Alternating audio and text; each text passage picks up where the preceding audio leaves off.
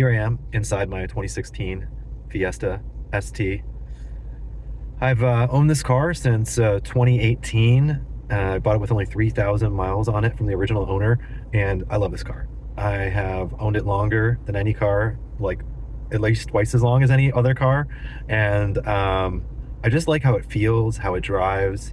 I mean, the Recaro seats, they hold you and hug you, keep you in place.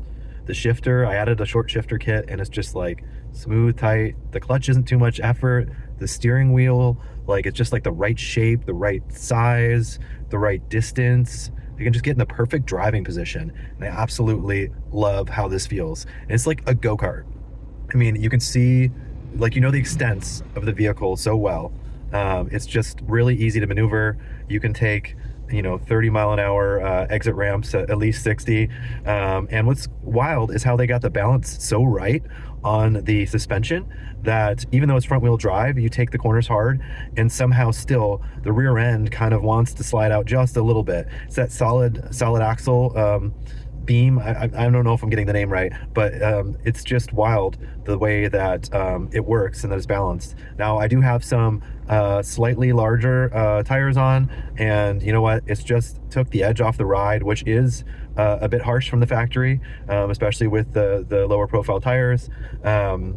And let's see, I mean, I haven't done much else. I did get a Cobb access port for a tune. I put a K&N filter on it.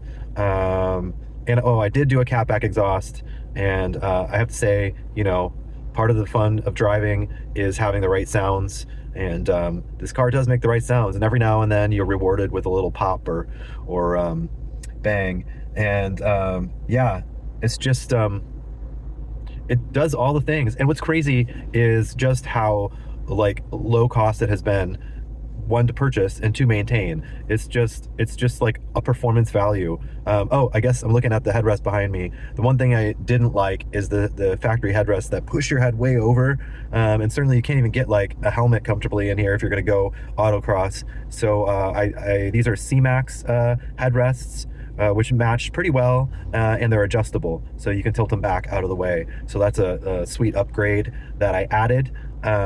Let's see, is there anything else? I did upgrade the software for the radio so that the phone will work with it, plug in and get Android Auto. So that's something that I believe is only possible in 2016 and newer. What else? I did replace the purge valve. That was easy, a DIY thing. The trick here is that even though this is 2016, it was right on the cusp. It was early 2016, so it actually had the 2015 style purge valve. So there was a change apparently in early 2016, even though if you go shopping, it'll, online it'll tell you that the 2016 is a different style than what mine actually was. So that was a little gotcha, but also, Ford made it right. No big deal to swap out the parts. And actually the older part, the 2015, is less complicated and less expensive, so bonus, I saved a few bucks. Let's see, what else? I did end up getting black factory rims on this, and you know what, it's so hard not to touch a curb as a daily driver and end up just wrecking the factory wheels. So what I like about the black ones that I put on is that, I can touch up with black paint, and honestly, it also doesn't look so bad as they get full of brake dust. So that's been really sweet. I love that I can fold the seats back. I can take the headrest off the passenger seat, fold it back, and get an 8.5-foot surfboard in here, front to back, and drive to the coast. I love that I've got 29 miles per gallon on average, driving it like I stole it. It's like, what else can you do that? Let's see. One little nagging challenge is like some leaking. It doesn't appear to be coming from the sun, like water getting in. It doesn't appear to be coming from the sunroof. It does. I just don't quite know where it comes from. I guess I've just resolved to put some like puppy pads in the back. They help absorb the water and keep it from puddling or pooling. That's really the main downside that I haven't been able to resolve. The clutch can be kind of finicky. The slave cylinders on these are weak, and it's an inexpensive part, but the labor to get at it, because it's inside the bell housing where the clutch is,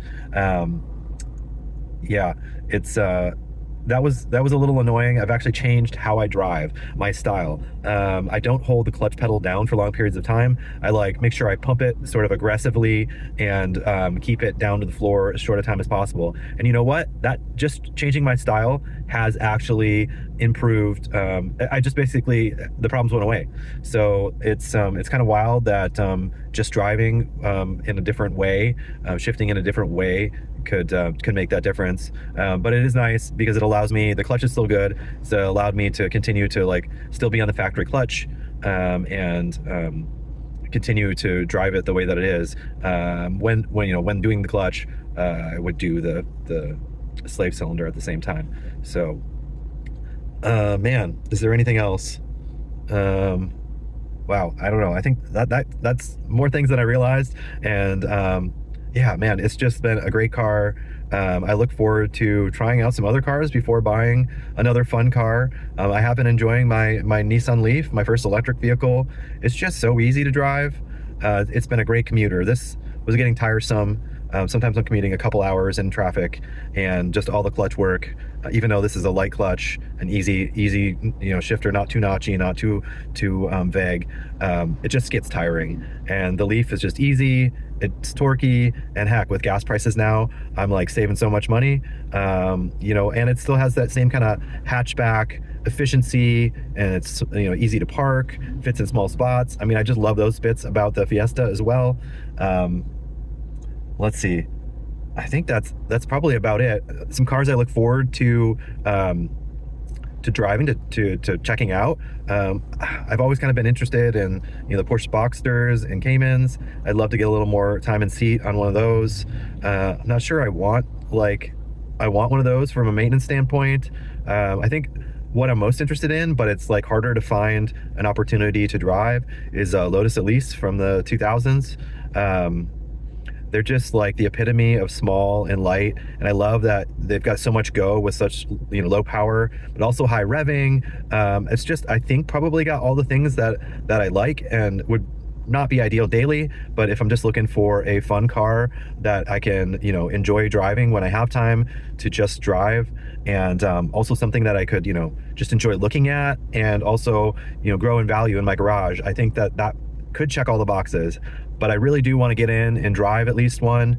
For me, the look is one thing, but the feeling when you're driving is just probably the most important aspect of a vehicle now. I've learned. I've thought about getting older vehicles again, like had a couple 65 Mustangs, and you know, I went and drove one recently, and I just, like, yeah, they're great to look at, but the driving experience is just not great. And I think I'm really in it for the joy of driving now, and so I want to be in and consider vehicles that just feel right when driving. I'll have to check out the new RF Miatas. Let's see what else is on my list. Well, I don't know, but stay tuned, and maybe you'll see me checking some of these out and experience them with me.